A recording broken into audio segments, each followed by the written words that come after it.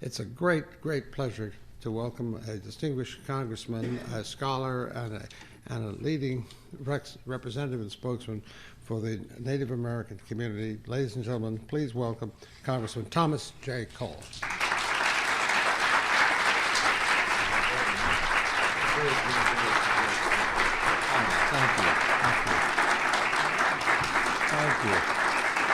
Oh, thank you very much. I have to tell you what a personal privilege it is, Dr. Billington. I read your books when I was a student, so and I know a real scholar when I meet one as opposed to a hack politician, so thank you for that extraordinarily gracious and kind introduction. And it's wonderful for me to be here to celebrate National Native American Heritage Month. Now, I ought to say at the beginning, my staff, as all wonderful staffs do, had a brilliant, wonderfully written, excellent speech, which they presented to me on Thursday so that I could look at it, go over it, make any little changes I wanted. And of course, this morning, like all academics, I threw the whole thing out, decided I'd rewrite it in a much less learned, but hopefully a little bit more personal manner to talk to you today. As a Native American and as somebody who tries to spend a great deal of time thinking about the position of Native Americans in American culture, it's an extraordinary time that we're living through right now. It's a time of renaissance for Native Americans, amazing vitality in Native American culture, great deal of interest and sympathy in the broader culture toward Native Americans, very uncharacteristic, frankly, of the whole of our history. But my own history and my own tribe teaches me that times of opportunity are always times of great danger. As my grandmother used to like to tell me, they didn't send us from Mississippi to Oklahoma because we were doing badly. They sent us to Oklahoma because we were doing well. And there was a lot of jealousy surrounding us. And indeed, if you think about Native American history, that's true. I use the line sometimes, it's rather controversial and gets me in a lot of trouble, but it's certainly worth using here. A lot of people like poor Indians. They prefer for them to be poor and disadvantaged and to feel sorry for them, as opposed to them being empowered and able to control their own affairs and their own destiny. So I always worry when I see prosperous times for Native Americans.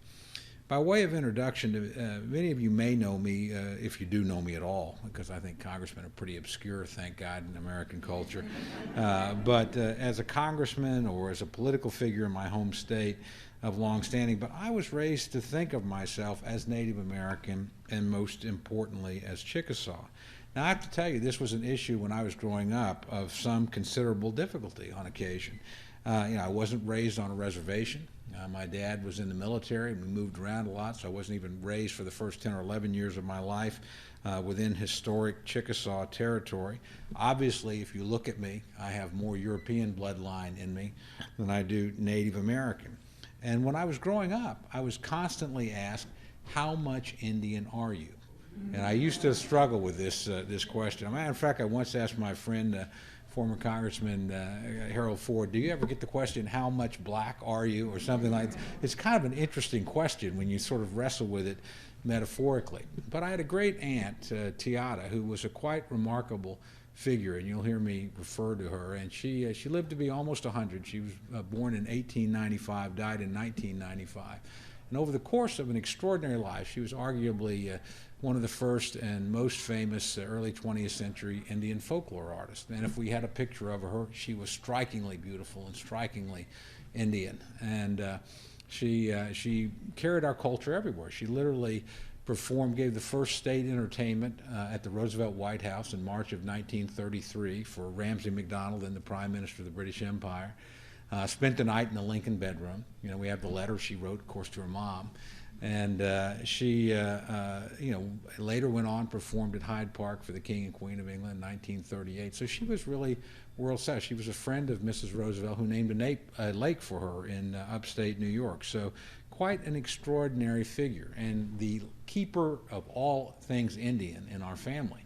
And so when I was wrestling with this question one time, I asked her, Aunt Tiata, how much Indian am I?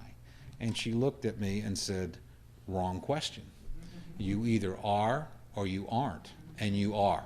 And that sort of settled the debate, forever. And I was taught, again, my mother was very extraordinarily proud of our Native American history and was frankly first Native American woman ever elected to the state Senate in Oklahoma. And she raised us, my brother and me, to think that it was a remarkable thing to be Native American and that we belonged to a remarkable people and particularly a remarkable tribe and a family with a compelling history. You know, we can trace that family back to what I think of as the luckiest Scottish person ever alive. His name was James Logan Colbert, and he had 3 Chickasaw wives in 1729 in the Mississippi frontier. Clearly an extraordinarily lucky man. One of those was a direct forebear, and we can trace the family pretty much from that point on. My great-great-grandfather was the clerk of the Chickasaw Supreme Court. My great-grandfather was the last elected tribal treasurer and the brother-in-law of Governor Douglas Johnson, a really significant figure in Chickasaw history. There was, of course, Teata, who was this incredible figure and still is amongst Chickasaws. And then my mother, who was a very accomplished Native American politician and went a long way for a little Indian girl born in Tishomingo and with a high school education, extraordinarily accomplished. But no matter, you know, who married into our family or what the bloodline was, it was always, you were a Chickasaw. And I remember my father telling me this with some chagrin because he was not Native American. And he, of course, he'd grown up in Oklahoma. He certainly knew tribal peoples. But he said, you know, he told me once, he said, I'm not exactly sure what I agreed to, but I knew to get your mother to marry me, I had to agree you and your brother were going to be, or any children we had, we obviously didn't have you at the time, were going to be raised as Chickasaw. That seemed like a pretty, you know, easy deal to make, and I was more than happy to make it. And if you think about the history of the family, at crucial points, there were times in which members of the family could have ceased to be tribal, particularly the move to Mississippi, which was, move is a nice euphemism for forced removal. And frankly, you know, some people made that choice. I have good friends in Mississippi now that are of Chickasaw descent, but they made the decision they would stay in Mississippi, renounce tribal citizenship, be able to hang on to their land, subject themselves to state jurisdiction. Our family made another choice, which was to stay with the people of their tribe and go to some place called Oklahoma and try to start some sort of new life. But knowing one's family history isn't really what I think makes Native Americans somewhat unique in our culture. Being indigenous, and I would argue even more importantly, being tribal is. To me, being indigenous is as much an historical and political identity as it is an anthropological or a cultural identity. And that political identity is shaped by the history of our country. It relates to how the first Europeans and then Americans chose to treat Indians, and frankly how Indians demanded that they be treated in return.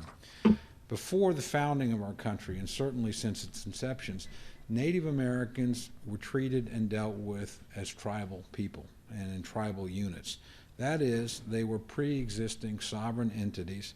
Sometimes those sovereign entities were conquered or destroyed, but over time, their political legitimacy inside the United States was recognized and enshrined in both law and legal precedent. That's very unusual in the New World. As difficult as our own history and dealing with indigenous people is in the United States, a friend of mine who's an expert in law and indigenous peoples once told me, he said, the American system is actually the most advanced and the most sophisticated in the world. Compare it to South America, compare it to Australia, compare it to other peoples who've undergone similar encounters with European civilization, and you'll find with all its flaws, it still recognizes the pre-existing rights of political entities that were there. This process, you know, of dealing with Indians as tribal people and as tribal units, you know, led to the recognition over time of tribal sovereignty. And as members of tribes, Native Americans enjoy what really is a quite unique status and a right to a measure of self-government within a larger culture that is unique to them because of their status. It's important to note that that status was not given to tribes. Nor were tribes created by Europeans or American government. That status was recognized, and tribes were then regarded as pre-existing sovereign entities that are older than our own country. And that wasn't always an advantage, and it wasn't meant to be an advantage. When you recognize somebody as belonging to a sovereign entity outside of your entity, that allowed the government to deny Native peoples the right for citizenship, deny them even the right for personhood until the 1870s in our country. One of the great figures, I was at a dedication not long ago in Ponca City, Oklahoma, a wonderful 16-foot statue of the great Ponca leader Standing Bear, who in the 1870s was the first Native American to go into court and actually win the designation as being a human being. Not an American citizen, just recognized in law as a human being. Quite celebrated case at the time. So there was an advantage to keeping Indians tribal and keeping them outside the existing political system. But to be fair, collectively, Indians did not traditionally want to give up the right to be tribal. They wanted to be treated not just as Indian, but as Comanche, as Apache, as Seminole, as Choctaw, as Chickasaw. They intended to maintain that identity. And if they could hold on to that, they considered themselves fortunate. I love, there's a wonderful chapter, it's not much read really, in de Tocqueville's marvelous book about the differences between the races in America from a French observation. And one of them being that African Americans wanted to join the larger society and were prevented from doing that. The larger white society wanted Indians to be assimilated, but Indians didn't really particularly want to be assimilated. And so there was this core contradiction from the very beginning. But of course, when you raise the question of tribal identity, it raises another question, which is what exactly is a tribe? And let me start by talking about, and I do this all the time with members of Congress who vex, I've become like the token Indian. So they all will come in, well, it's an Indian deal, Cole will know something about it. So they kind of wander in, with these bizarre ideas about what tribes are. And I usually have to begin with a really basic thing. First of all, understand a tribe is not a genealogical association and it's not a fraternal society. It's a living, breathing entity that exists organically, and its purpose is to improve the lives and protect the identity of its members. And frankly, if it can't do either of those things, then in time it will cease to exist. And while a tribe is based on lineage and on ancestry, it's not, strictly speaking, a matter of blood, or primarily blood alone. Tribes often adopted and incorporated different peoples into their groups. The Chickasaws, which of course is the tribe I'm most familiar with, adopted the whole Natchez tribe in after the French had almost destroyed them in the early 18th century. And obviously, if you look at the history of our tribes and you look at my own bloodline, we were very, probably, frankly, much more accommodating than any other part of, quote, American society in bringing other peoples into the tribe. Now, I must tell you, we did that for very utilitarian reasons. We were at war with almost everybody around us in the 18th century. And so if you were willing to fight, we could make you a Chickasaw. And we did. But enough, again, just about the theory. Let me talk a little bit about how tribal membership affects my role in Congress. And also a little bit more about my tribe.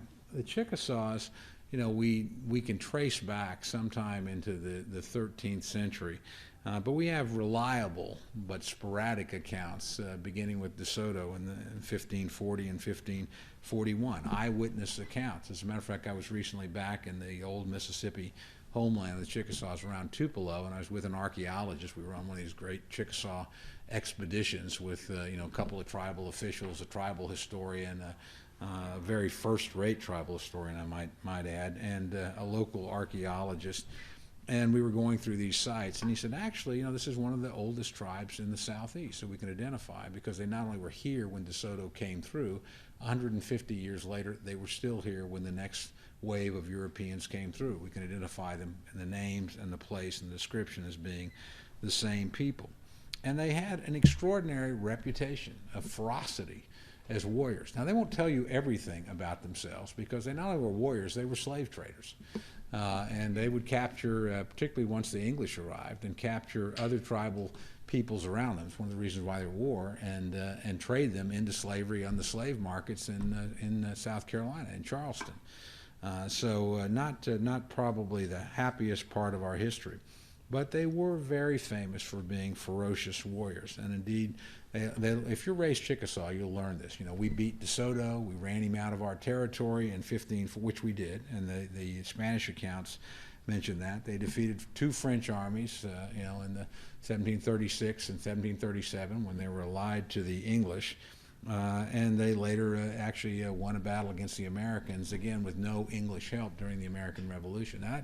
That was an interesting story. I ran across, I won't remember this exactly, but it was a wonderful letter exchange between the House of Burgesses and the Chickasaw Nation in about 1779 or 1780. And the House of Burgesses sent out this incredible letter to the Chickasaws warning them to stay neutral in the revolution with Great Britain. And the Chickasaws had a long-standing relationship with the British, largely because the British armed them in the 1720s as a counterforce to the French. I keep in my office a wonderful 1736 article in Gentleman's Magazine which describes the Chickasaw victory over the French, which of course the English loved to publicize. That, my gosh, even red people with no English help can beat the French. So it was a matter of great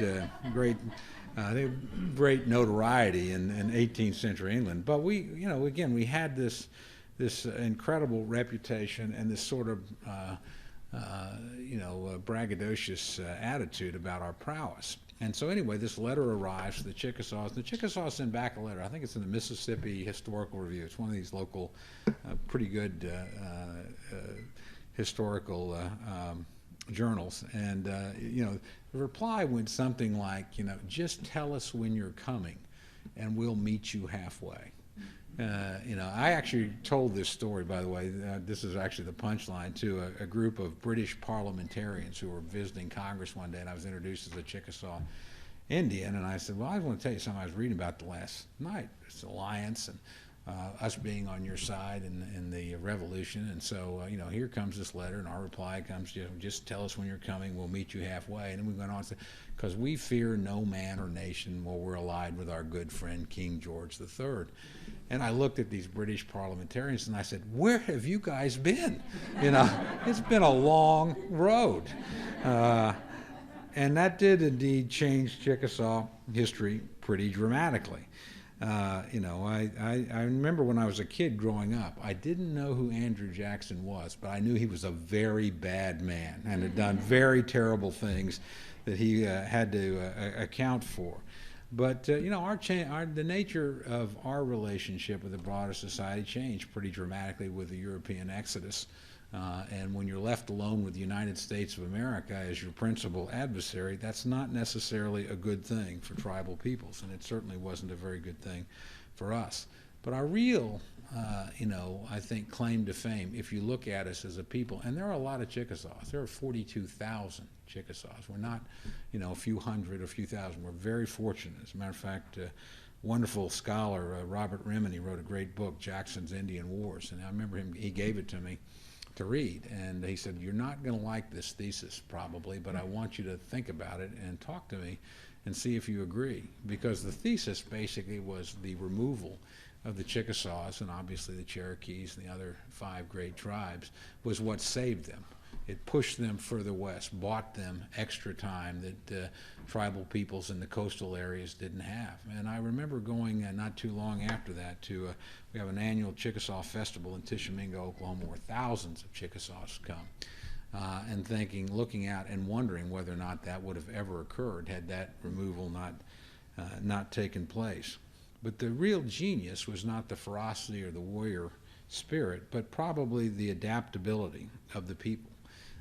And they are quite extraordinary group of people, and you'll forgive me for a little personal pride in this, but when you have a tribe that has the first Native American astronaut, and we do, who has a gold medal winner, who has a past president of the American Bar Association, whose members include the current American ambassador to the United Kingdom, Robert Tuttle. Extraordinary group of business people. It is an amazing collection. As a matter of fact, I didn't realize Bob Tuttle, Ambassador Tuttle, was in Chickasaw. I happened to be in London 2005. I was on a congressional codel, and we, unfortunately, it was about 30 days after the bombings of the London buses and transit system, and we were there to, amongst other things, carry the official condolences of the American people to the British people for what they'd suffered. And so we're ushered into number 10 Downing Street. And I got to tell you, as an old British historian, this was a big deal for me to be in Robert Walpole's cabinet room. I mean, I thought, wow, I'm pretty excited.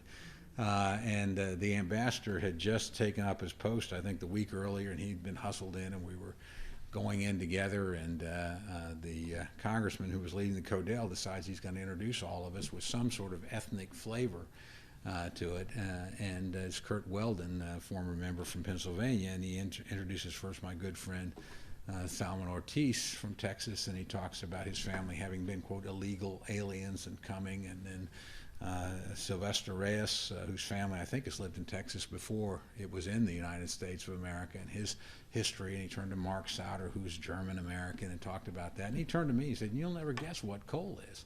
And I said, "Well, Mr. Prime Minister, I'm actually Chickasaw Indian." And the ambassador turned to me and said, "No kidding, me too." So I raced, when I got home, of course, the first thing I did was call the governor of the Chickasaw Nation, Bill Anatubby, who's a very good friend, and I said, "Governor Anatubby, I don't know if you're aware of this, but there's a Chickasaw who's the ambassador to the court of St. James." He said, "Oh, you mean Bob Tuttle?" And I said, "Well, yeah." And he said, "Well, gosh, Tom, I don't know why you're surprised. I mean, we were negotiating with the British before there was the United States of America." So it is an amazing group of people, and also a group of very political people. People who have been engaged in the politics of our country for a very long time. I keep in my office the picture of a man by the name of David Carter. David Carter, Congressman Carter, was elected in 1907, Chickasaw, had served on the tribal council with my great-grandfather. They were good friends. He served 20 years in the Congress, twice headed up he was a Democrat, only flaw I know in his background, but he would probably forgive me now, but headed up the Indian Affairs Committee for a couple of terms and actually pushed through the legislation that ultimately gave all Native Americans the right to vote. A very interesting figure, and a guy that later Speaker Carl Albert from Oklahoma said was the person who influenced him to get into politics. Well, we not only have him, we have Overton James, who was a state representative and who helped reconstitute our tribe in the 1960s and 70s. Governor Anatubby, again, the governor of our nation, was a congressional candidate. My mom served in the state senate. We currently have 3 Chickasaws in the state House of Representatives. They're enrolled tribal members. So it is, by nature, a political grouping that has been very active politically, not just within tribal affairs, but trying to reach well beyond it. The history of that political participation, and it's old and long and deep, has given us as a tribe a great deal of awareness of being involved beyond the tribe in the larger politics. Now, I speak to a lot of Native American groups, and a lot of which are just coming to grips with how do you participate and are you involved in the larger political world around you, because we've got so much at stake. If you're a tribe, believe me, the most important relationship you have is the trust relationship with the government of the United States of America. And I always tell them, we should never, ever be afraid to participate. We should never, ever be afraid to negotiate. And we should never, ever be afraid to litigate. That those are rights and avenues that we have, and we ought to use them very aggressively. My role in Congress is really a very simple one, as I said earlier, is to try and explain to some of my other members some of the complexities of not just Chickasaw history, but of Native history and some of the incredibly difficult issues involved in defending and promoting and protecting tribal sovereignty. Indeed, I look on it from a Native standpoint as my most important role. And I don't just do that for my tribe. I've got a lot of Chickasaws, 28,000 in my district, so they're pretty considerable. As a matter of fact, I remember after I was first elected, I went down to Governor Anatubby. I was doing my little thank you tour, went to the tribal headquarters in Ada, Oklahoma, a county which is registered 81% Democrat, which I'd carried as a Republican. And he looked at me and he said, Cole, just remember, you didn't carry this place because you were a Republican. You know, carried it for other reasons, and don't forget that. And I actually got a wonderful card from Judy Lee Oliver, who's a wonderful Chickasaw playwright, and had written a wonderful play on my great aunt, and said, you know, last line I'll never forget because I was reading it very intently on my election, and it was a nice congratulatory note, and the last line was, do something for your people. And she meant people very broadly. And in my district, I represent the Comanches, I represent the Fort Sill Apaches, the last band of native resistors in North America. Represent parts of the Kiowa Nation, the Southern Cheyenne Nation, the Arapaho Nation, part of the Choctaw Nation. And boy, if you're in Oklahoma, believe me, you got Cherokees, whether you wanted them there or not, they're there. But there's lots of tribes. My own state representative is an absentee Shawnee member in the Oklahoma legislature. So it's something that you sort of breathe and it's part of the air. But you know, it's very, very important to defend and to explain this very unique relationship that we have. I always tell other members, you know, read Section 1, Article 1, Section 8 of the Constitution, and when you take your oath of allegiance to the Constitution of the United States, you're taking an oath of allegiance to defend Indian sovereignty, whether or not you recognize it or not, because it's there in terms of Congress's power to regulate trade with the foreign countries amongst the various states and with the Indian tribes, recognized as a sovereign entity from the creation of the country. And the threats on sovereignty are multiple and come from multiple and quite often well-intentioned directions. You know, in my party, it tends to be, frankly, an anti-gaming impulse. You know, I have a good friend. Now, I must admit the Chickasaws are a pretty substantial gaming tribe, although we do a lot more. We happen to have chocolate factory, bank. I used to sit on the bank board for the tribe, metalworking facilities, all kinds of retail outlets, and 11,000 employees, so it's a pretty substantial operation. But gaming helped capitalize the nation. And I remember explaining once to one of my Texas members who was trying to sympathize with me. He's trying to be empathetic, you know, and Texans don't know much about Indians. I mean, they mostly ran them up to us in Oklahoma. They don't. And so he said, gosh, Tom, you know, we've got big gaming facility right on the Oklahoma-Texas border. And he looked at me and he said, I hope you're not offended, but I just can't be for Indian gaming. I said, that is not a problem. I'm not for Indian gaming in Texas either. You know, we just want to keep this working. So we try and work that through. And then, frankly, from the Democratic side, quite often we get threats in terms of labor unions or the extension of federal authority on union activity into tribal affairs. And so I tell my fellow, you know, Native Americans or tribal people, really, I don't believe in Democratic tribes or Republican tribes. You know, there's no such thing. We have issues that will arise. What we need is representation on both sides of the aisle and an absolute ferocity in defending the concept and the rights of tribal sovereignty. And that is an extraordinarily important role that I take, at least very seriously, as a congressman. I take that not just because it is a unique status, but because of what other people did to preserve it. My great-grandfather, I can go to the Treasury, the old Chickasaw Capitol building, which we now have again in our possession, and go to his office on the second floor and know that he sat there in 1906 and made the tough financial decisions of how to liquidate the assets of his nation because they were being forced out of existence as a corporate entity. You know, individual allotments, our family still has the last of our allotment land, liquidation, what asset went where. And he would have never believed that 100 years later he could come back and instead of 4,000, which there were then, there would be 40,000. And there would be this extraordinary renaissance underway. It was the people that kept us alive from then to now that I think you have to keep faith with. Let me close with this, and just an observation. It's something that's an old story my great aunt used to like to tell, and I won't remember it well, but she tried, she really had a profound sense of Native peoples and tribal cultures and also how they came to grips with the reality of the collision between their world and European civilization. And there's a wonderful story she liked to tell of a Southern Cheyenne chief who was making a treaty with the American government in the 1860s and 1867, trying to come to an understanding of what had happened to his world. And he was explaining this to the audience.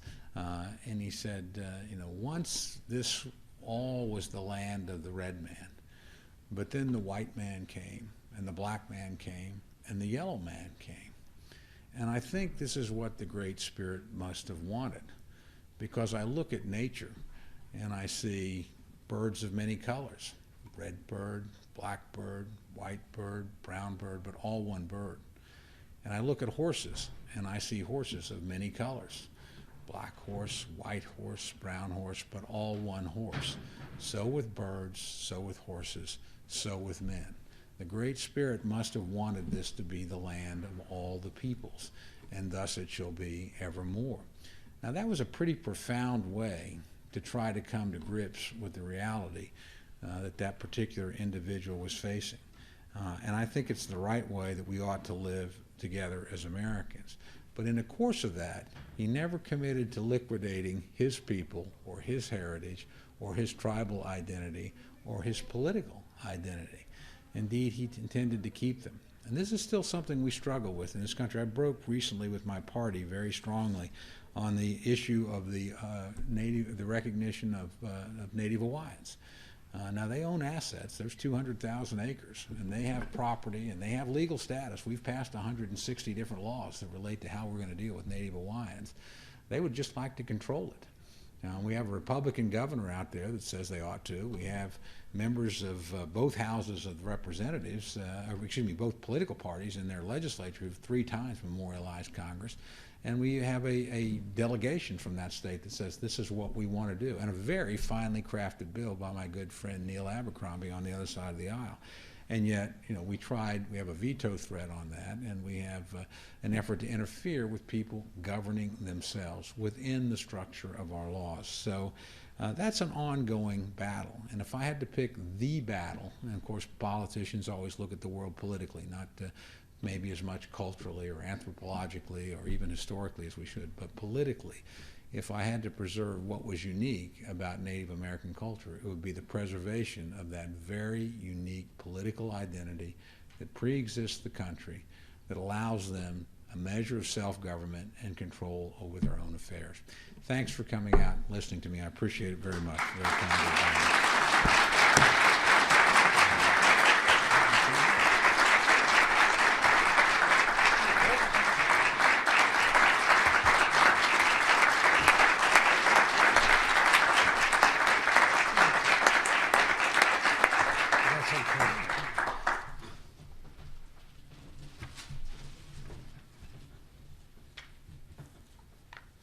Told us so much about the Chickasaws, we thought you ought to have something from the collection to add to your knowledge. So this is Chickasaw County. And we ask one more thing of you, and that is that you press the button here, which will put on the Native American website. Oh, So, can I just do this? you do it? I'll join you. Good. Thank you.